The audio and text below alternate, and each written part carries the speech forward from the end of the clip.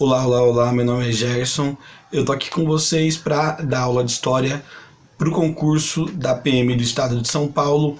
Segundo edital, o nosso primeiro tema ele é de História Geral e a gente vai falar sobre Primeira Guerra Mundial, certo? Antes de qualquer coisa, para a gente falar de Primeira Guerra Mundial, antes da gente falar do conflito em si, é necessário que a gente conheça os antecedentes da Guerra Mundial. Vamos aí para o nosso primeiro slide, certo?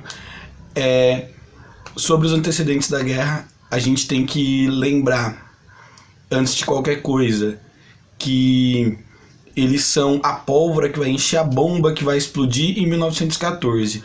Então toda essa pólvora aí que vai encher a bomba, ela já vai estar sendo alimentada desde do século XIX, certo?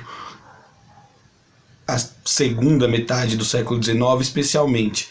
E uma das coisas que marca aí os antecedentes da Primeira Guerra Mundial é a Segunda Revolução Industrial. Por que a Segunda Revolução Industrial é tão importante para o entendimento da Primeira Guerra? Antes de mais nada, ela vai desenvolver uma nova tecnologia e essas novas tecnologias vão acelerar a velocidade de produção. Então os países europeus vão produzir mais em menos tempo e o mercado interno europeu não vai ter capacidade de absorver todos esses produtos que vão ser lançados para comércio ao mesmo tempo. Outro ponto é que a Segunda Revolução Industrial ela marca o espalhamento, né, das fábricas e da tecnologia por outros países. Pensa o seguinte, na Primeira Revolução Industrial, lá no século XVII e no início do século XVIII, a Inglaterra ela reinou sozinha, certo? Ela dominava o mercado, ela dominava a tecnologia. Agora, no século XIX, com a Segunda Revolução Industrial, essa tecnologia ela vai se distribuir por outros países, a Bélgica, a França, a Alemanha, o Japão, os Estados Unidos, são todos países que vão se desenvolver, vão desenvolver uma indústria a partir do século XIX com mais força, a partir então dessa segunda leva da Revolução Industrial. E qual que é o impacto disso para a guerra que vai eclodir lá em 1914? Você vai ter, logicamente, uma disputa por novos mercados. Se a Europa não comportava o que estava sendo produzido, os países europeus vão buscar novos lugares para vender. Esses novos lugares são a África e a Ásia. E aí a gente tem que pensar o seguinte, o século XIX também é a época da segunda onda de colonização europeia, do chamado neocolonialismo. E esse neocolonialismo está diretamente ligado à Segunda Revolução Industrial. Por quê? Porque existia a necessidade de novos compradores para os produtos, existia também uma necessidade de matéria-prima para as novas máquinas e para o desenvolvimento de ligas de metal mais resistentes, e existia a necessidade de combustível fóssil para movimentar as máquinas, combustível derivado de petróleo. A Europa já não tinha tanto desses recursos, onde que existia em abundância e ainda não havia sido explorado no continente africano e no continente asiático. Então, a Segunda Revolução Industrial vai gerar o neocolonialismo e imperialismo. Esse neocolonialismo e imperialismo vai produzir uma disputa entre as potências europeias por novos territórios coloniais e por novos mercados. Esse é o primeiro item aí de antecedente da guerra. Isso já vai gerar uma tensão, já vai gerar uma rivalidade. Outro ponto importante são as unificações italiana e alemã. Por que a unificação da Alemanha e a unificação da Itália são importantes e são considerados os antecedentes marcantes aí da Primeira Guerra? Primeiro a gente tem que entender, até o século XIX não existia Itália e não existia Alemanha como país unificado com governo centralizado. O que a gente tinha era uma série de reinos. A Itália vai se unificar mais no começo do século XIX, certo? Por volta de 1815, e a Alemanha vai se unificar em 1871. Isso é importante, porque a partir do momento que esses países têm um governo central e ele consegue juntar todos esses reinos que estavam divididos, ele tem mais força para produzir, né, desenvolvimento econômico, desenvolvimento industrial, e tem mais força também para competir por novos mercados. Por isso, isso vai ser impactante aí para a eclosão da Primeira Guerra. A Alemanha e a Itália vão chegar atrasadas nas disputas coloniais e vão criar uma série de rusgas, de atritos, de tensões com os países que estavam antes, com os países que saíram na frente nessas disputas. Quais países saíram na frente? Inglaterra e França, especialmente. Eram os países top no imperialismo do século XIX, certo? No neocolonialismo. A Inglaterra dominava boa parte da África e dominava, por exemplo, a Índia. A França, se você olhar hoje, por exemplo, para a seleção francesa, tem um grande contingente de descendentes de povos africanos, tanto da África acima do Saara, chamada África Branca, que é o caso do Zidane, quanto de povos da África subsaariana, que é a África Negra, é o caso do Mbappé, do Pogba. Então, são países que tiveram uma presença muito marcante no continente africano, especialmente aí a França. E o que vai acontecer? Quando a Itália e a Alemanha se unificam, elas vão disputar por esses mercados que basicamente já tem donos, e vai gerar uma tensão. E uma tensão é legal você pensar, não é um conflito direto ainda, certo? É uma animosidade, assim, é aquela encarada assim, feia, mas ainda não é uma guerra, mas vai gerar uma tensão e uma rivalidade aí entre os países que já estavam na frente na colonização, Inglaterra e França, e os países que estão atrasados na colonização e que se unificaram tardiamente, que é o caso da Itália e da Alemanha. Outro ponto importante para a gente entender de antecedente da guerra, de contexto, é a Belle Époque. De 1871 a 1914, a Europa vive o período chamado de Belle Époque. É um período que não tem guerras, é um período de grande desenvolvimento científico, industrial, é um período em que o trabalhador vai ter mais acesso ao consumo, vai ter uma condição de vida melhor, e isso vai gerar meio que um sentimento. A Belle Époque tem a ver com isso, é um sentimento, né? É um pensamento positivo ali de que a humanidade estava caminhando para o lado certo, de que as coisas estavam bem. Então, a Belle Époque, ela pode ser sintetizada aí na imagem do slide da Torre Eiffel. A Torre Eiffel, ela foi construída para o centenário da Revolução Francesa em 1889. Era para ser uma construção efêmera, uma construção temporária. No entanto, ela virou uma construção permanente. E aí a Torre Eiffel, ela sintetiza esse otimismo provocado pela Belle Époque, porque ela é uma estrutura de metal, era maior da época, gigante, maior do que qualquer prédio no mundo, e isso é um reflexo da segunda revolução industrial. Você pensa que é uma estrutura metálica, né? O metal refletia a tecnologia da época, era o que havia de mais avançado. Não era um prédio de concreto, não era nada de barro, era de metal. O metal era o futuro. Ela representa também a questão científica, porque ela é uma obra de engenharia, né, que não era comum naquela época, uma construção toda de ferro, né, e isso reflete o pensamento científico da época.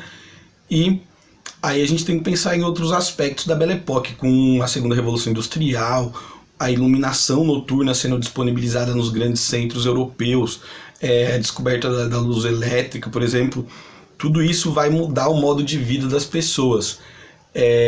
Imagina que antes de você ter disponível luz elétrica, luz noturna em espaços públicos, não havia vida noturna na Europa. Agora as pessoas vão poder viver uma vida noturna. O pobre vai poder ir para o passeio público, circular pelas ruas, os ricos vão poder ir para o teatro e para as óperas.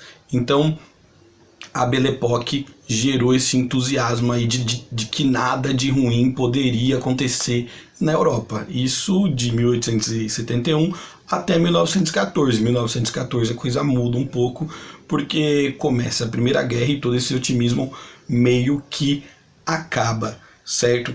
Passando desse antecedente, vamos para os próximos.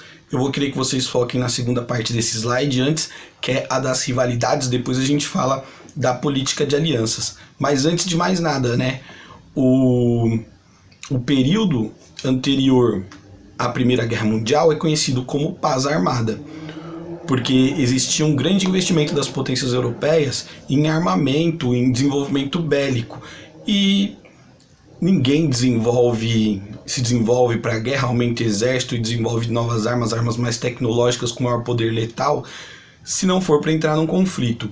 A justificativa, por hora, né, fim do século XIX, início do século XX, das potências europeias, era de que esse armamento era para o controle das colônias, era para domínio colonial. Inclusive, a metralhadora que foi desenvolvida nessa época, ela ficou por muito tempo conhecida como uma arma que só podia ser usada contra negros. Era uma arma basicamente racista, em que ela só era utilizada em conflitos coloniais. Então ela ia ser usada contra os negros, ela ia ser usada contra asiáticos, mas até o século XIX, até a eclosão da Primeira Guerra, uma metralhadora nunca tinha sido usada contra um branco, nunca tinha sido usado entre os povos europeus. Então existia essa desculpa de que o desenvolvimento bélico ele estava pautado na conquista e no controle de territórios coloniais, não era para promover uma guerra na Europa, imagina, né, gente? E só que a gente tem uma série de aspectos que contradizem isso, que são as tensões e as rivalidades entre as potências europeias.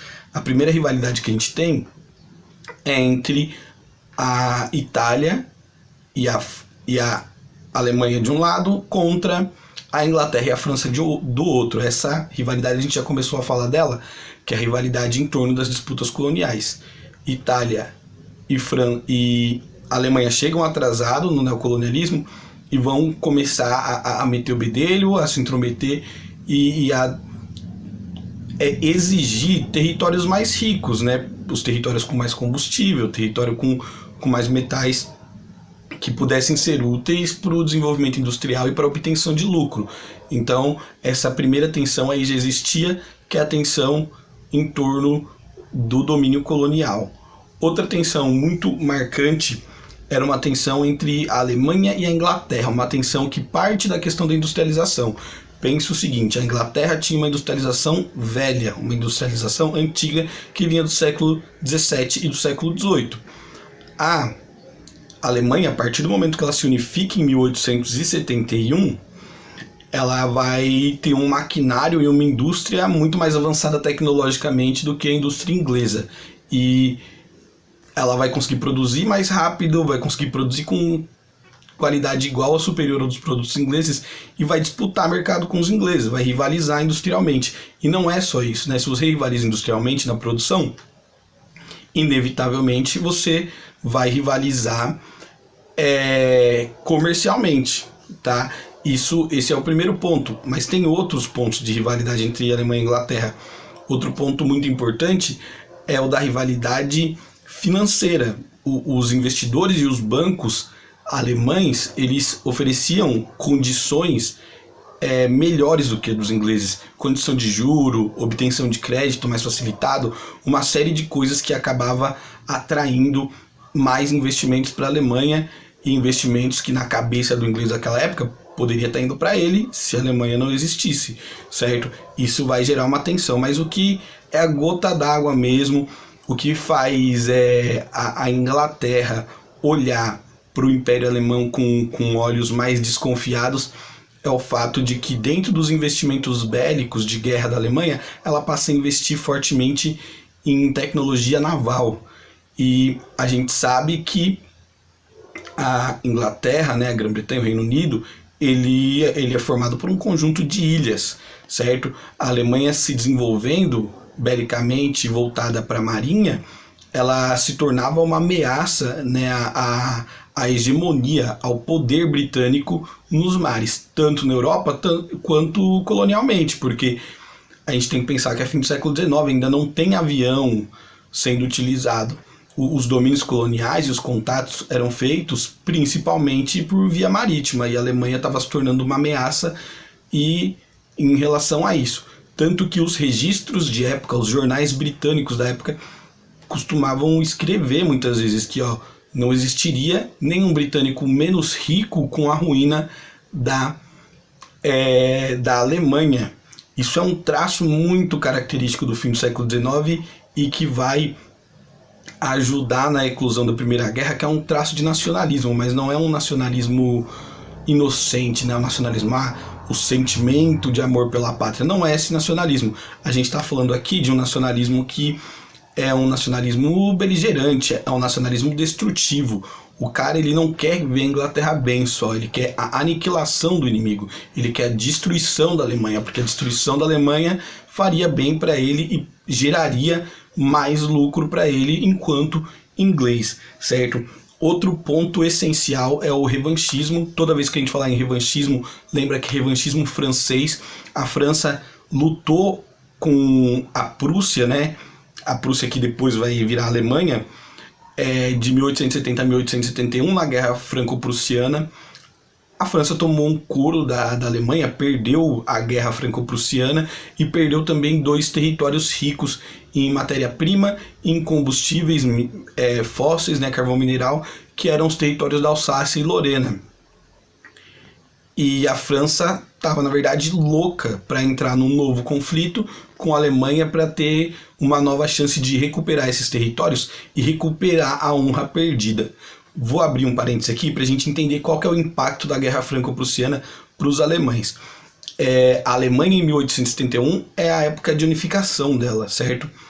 E a guerra contra a França serviu para unir os povos germânicos, que existia uma confederação germânica, mas eram vários estados separados. Para lutar contra a França, esses povos se unem e, por fim, acabam virando um país só, que é o Império Alemão. Então, a Guerra Franco-Prussiana é essencial para a formação, para a unificação do território alemão. Outra coisa importante é que os recursos minerais e os combustíveis que existiam nos territórios da Alsácia e Lorena vão servir para impulsionar o desenvolvimento industrial alemão, e aí a Alemanha vai conseguir rivalizar com a Inglaterra, por exemplo. Tá? Então, a gente tem aí o revanchismo francês, a vontade da França de derrotar de novo a Alemanha. Por fim, a gente tem o conflito imperial na região dos Balcãs, que é uma região central na Europa, uma região estratégica, é uma região que dá acesso direto ao Oriente Médio. O Oriente Médio que era cheio de combustíveis fósseis, derivados de petróleo. O Oriente Médio que é um lugar de cobiça das potências e de conflito até hoje em torno do petróleo. E no século XIX e início do século XX não vai ser diferente. Eles estavam na segunda revolução industrial e existia um interesse econômico muito grande de dominar os Balcãs, porque era um acesso fácil para o Oriente Médio, que é onde tinha muito combustível, que era essencial para o desenvolvimento industrial das potências europeias. Ali a gente vai ter uma rivalidade entre o Império Austro-Húngaro e o Império Russo, certo? O Império Austro-Húngaro queria ter domínio sobre aquela região e sobre os povos de origem eslava. Inclusive o Império Austro-Húngaro, ele domina o território da Bósnia e Herzegovina, que é onde vai eclodir, né, a guerra, onde vai ocorrer o estopim para a Primeira Guerra. E o Império Austro-Húngaro tinha interesse, por exemplo, em dominar a Sérvia, que era um povo de origem eslava. No entanto, existia o Império Russo. O Império Russo se dizia protetor do povo sérvio. E isso dava uma segurança para o sérvio e impedia que o Império Austro-Húngaro dominasse a Sérvia. A Sérvia é um paísinho, pequeno, tá? Então esses dois impérios ali lutando em torno da região dos Balcãs, especialmente do território da Sérvia. A Rússia também se dizia protetora dos povos eslavos, tinha uma série de povos eslavos ali na região dos Balcãs, tudo bem? Então existia essa rivalidade entre o Império Russo e o Império Austro-Húngaro sobre a região dos Balcãs. A Alemanha também está de olho ali, mas isso é um assunto para uma próxima aula, certo? Eu encerro aqui a nossa primeira aula sobre os antecedentes da Primeira Guerra, certo? Eu volto na próxima aula para falar sobre os antecedentes mais imediatos, os causadores mais diretos do conflito que foi a Grande Guerra, tá? Bons estudos, Qualquer coisa, entre em contato pelo e-mail que está aí disponível no slide. E até mais.